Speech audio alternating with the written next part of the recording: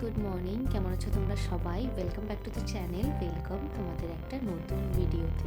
বেশ অনেকগুলো জিনিস না অর্ডার দেওয়া আছে, কোনটা আসলো কি জানি। চলো একবার গিয়ে দেখি। দেখছি জলের গাড়িটাও আজকে চলে এসেছে। এই গাড়ি করেই আমাদের জল দিয়ে যায়। আজকে পার্সেল এসেছে বলে তাড়াতাড়ি করে বাইরে আসার কারণ হলো, আচ্ছা তার আগে বলি, অন্যান্য দিন যখন পার্সেল আসে আর আশিস যদি ঘরে থাকে ওই নিয়ে নেয়, আর ও যদি না থাকে তখন আমি বাইরে এসে পার্সেল নিই। তবে আজকে তাড়াতাড়ি আসার কারণ হলো ওকে না বলে ওর জন্য একটা গিফট অর্ডার দিয়েছি। গিফট কারণ আর দুদিন পরই হলো আমাদের প্রথম বছর ম্যারেজ অ্যানিভার্সারি। তো ও আমার জন্য একটা গিফট অর্ডার দিয়েছে, সেটা অবশ্য আমাকে দেখিয়েই নিয়েছে, আমি নিজে পছন্দ করেই অর্ডার দিয়েছি। তবে ও না, যখনই বলি যে তোর জন্য একটা জামা বা কিছু অর্ডার দিই, ও তখনই না করে। ও জানি না কি, ও জামা কাপড় একদম কিনতে চায় না। তো ওকে না জানিয়েই ওর জন্য একটা জিনিস আমি অর্ডার দিয়েছি। তাই পার্সেলটা আসার সাথে সাথেই আমি দৌড়ে গেছি যে দেখি তো কোনটা এসেছে। যা ভয় পেয়েছিলাম তাই, ঠিক ওর জিনিসটাই এসেছে। কিন্তু ওকে এখন কিছুতেই খুলতে দেওয়া যাবে না, আগে আমারটা আসুক, তারপরে দুটো একসাথে খুলব। একটু একটু আশিস বুঝতে পেরেছে যে ওইভাবে কেন নিয়ে নিলাম ওর কাছ থেকে। চল বুঝে যাক, এখন কিছুতেই দেখাবো না। সকাল সকাল আজকে রান্নাটা করে নিয়েছি। আচ্ছা কি কি রান্না হয়েছে চলো তোমাদের একবার দেখিয়ে দিই। প্রথমেই এখানে করেছি ভাত, আর ভাতের মধ্যে যে বাটিটা দেখছো ওটা হচ্ছে ধনেপাতা বাটা। আমরা না এখানে এই খাবারটা বেশ খাই। প্রথমে একদিন করেছিলাম, আশিসের খুব ভালো লেগেছিল। তারপর থেকে মাঝে সাঝেই ভাতের সাথে প্রথম পাতে ধনেপাতা বাটাটা রাখি। এখানে আছে মুসুরির ডাল, যেটা আমরা প্রতিদিন খাই, মানে ডালটা প্রতিদিন খাই, ঘুরিয়ে ফিরিয়ে আর কি, কোনোদিন অরলের ডাল, কোনোদিন মুসুরির ডাল। তার সাথে আজকে অনেক দিন পর ভেজেছি একটুখানি উচ্ছে, আর আলুগুলোকে ছোট ছোট করে কেটে ওটাকে নুন হলুদ দিয়ে ভেজে নামানোর আগে একটুখানি পোস্ত ছড়িয়ে দিয়েছি। আর এই খাবারটা মেনলি তৈরি হয়েছে আশিসের জন্য। চাটনি বাড়ি থেকে যে গুড়টা এনেছি সেই গুড় দিয়ে বানানো হয়েছে। এখানে আমি কিছু তেজপাতা আর শুকনো লঙ্কাকে ভালো করে জলে ধুয়ে রেখে দিয়েছি। চলো এটা এবার রোদে শুকাতে দেব। বাজার থেকে যে শুকনো লঙ্কা বা তেজপাতাগুলো আশিস নিয়ে আসে, খুব একটা না পরিষ্কার হয় না, ভেতরে কেমন ধুলো ময়লা লেগে থাকে। তাই ভালো করে ধুয়ে রেখে দিয়েছিলাম, এখন এসেছি সেটাকেই রোদে দিতে। প্রচণ্ড রোদের তাপ।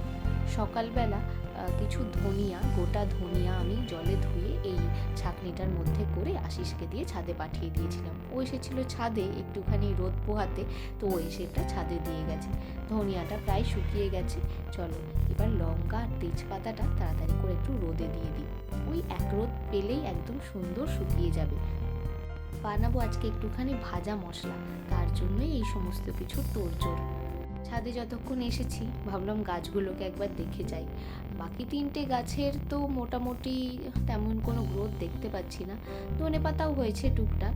তবে মেন আকর্ষণ এখন আমাদের এই টমেটো গাছটা। সেদিনকে যখন রাত্রিবেলা ছাদে এসেছিলাম দেখেছিলাম একটা টমেটো হয়েছে, তবে আশিস আমাকে গিয়ে খবর দিল একটা না চারটে টমেটো হচ্ছে। তো সেটাই আমি এখন খুঁজে বের করছি। হ্যাঁ এই যে তিনটে টমেটো তো খুঁজে পেলাম, তবে এত প্রচণ্ড রোদ, আমি আর 4 নম্বর টমেটোটাকে খুঁজতে পারছি না। টমেটো যেখানে হচ্ছে থাক, আমি এখন দৌড় মেরে নিচে যাই। বাইরেটা না পুরো একেবারে জ্বলছে।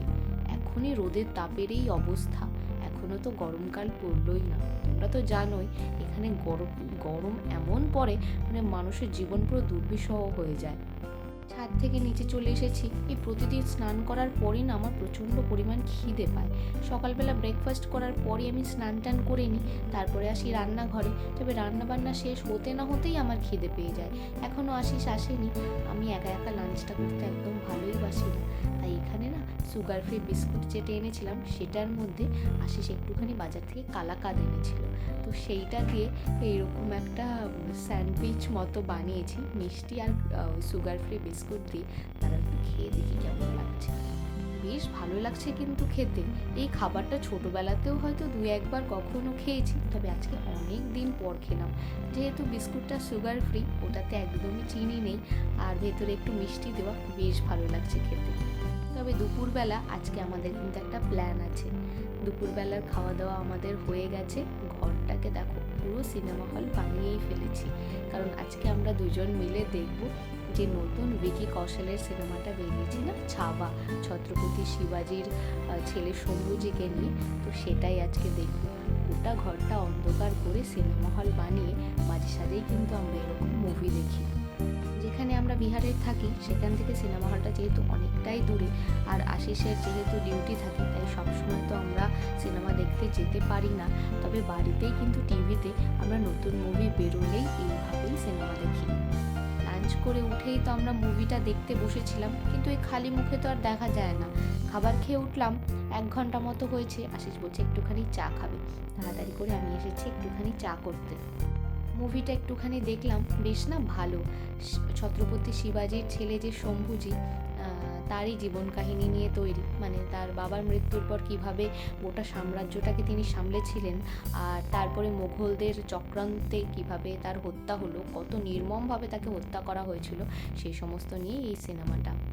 তোমাদের মধ্যে কে কে এই মুভিটা অলরেডি দেখে ফেলেছো প্লিজ জানিও, কারণ সবাই খুব ভালো রিভিউ দিচ্ছে মুভিটার। আর আমরা যেহেতু আজকে দেখছি, বেশ ভালো লাগছে কিন্তু দেখতে।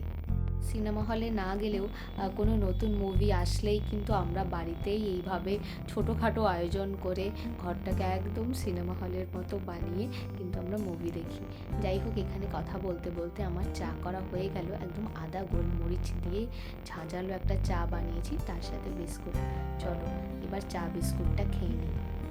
অন্যান্য সময় মুভি দেখতে বসে টুকটাক আরও জিনিসপত্রের না আয়োজন করে রাখি, যেমন একটু কুরকুরে, একটু চিপস, একটুখানি থামস আপ।